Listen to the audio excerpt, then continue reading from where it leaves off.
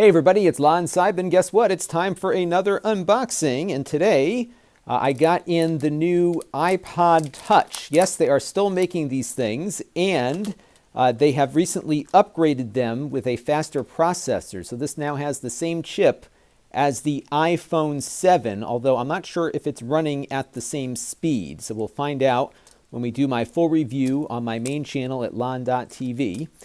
So you don't get the fancy cardboard box on this one. It is a plastic clear box. Feels pretty nice, actually.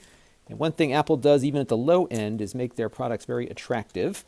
This is $200 as you see it, and it kind of looks like an iPhone 7, or I'm sorry, an iPhone 5, the smaller iPhone, or the iPhone that they are no longer making anymore, the SE, which I know a lot of people miss. So you have a 4-inch display on this one. It comes in a couple of different colors. This one, of course, is blue. And I got to figure out how to get it out of its case here. So you've got the little screen protector thing here. I guess you just pull that off. Let's see if we can coax it out of here. I guess you got to pull back. There it goes. And here we go. So pretty small. I really like the way it feels, actually. It's got a nice aluminum backing here. We'll take a look and see how that camera does also. This black area here, I believe, is for the antennas for the Wi-Fi. You can't really make phone calls on this, but you could get it connected with Skype, for example, and hook up some headphones with the headphone jack, by the way, that this has that some Apple products no longer have. Or, of course, get AirPods or some other Bluetooth headset, and you can make calls with that. But it doesn't have a traditional phone app like you would see on an iPhone. But it's also a lot less expensive than an iPhone. And surprisingly, there's more in here. I was not expecting to see earbuds, but you got them. And you have the charging cable, but no power adapter. I guess they assume everybody's got some kind of USB power source these days to plug into. So you get your lightning cable, headphone jack there, and the device itself.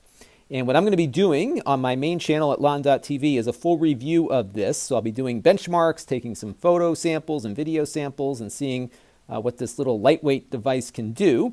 It lacks, of course, the fingerprint sensor, but I'm sure we'll be able to get into it fairly easily. So stay tuned. We got a lot more to come on this very attractive little iPod device coming soon again at lon.tv.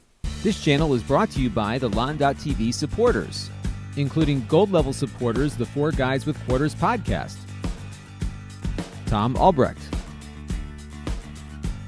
Brian Parker, and Kalyan Kumar. If you want to help the channel, you can by contributing as little as $1 a month.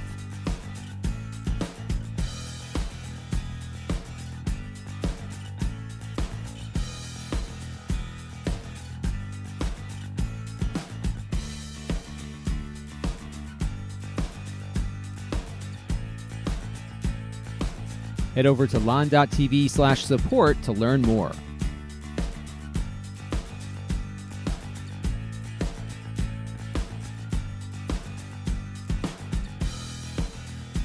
And don't forget to subscribe. Visit lon.tv/s.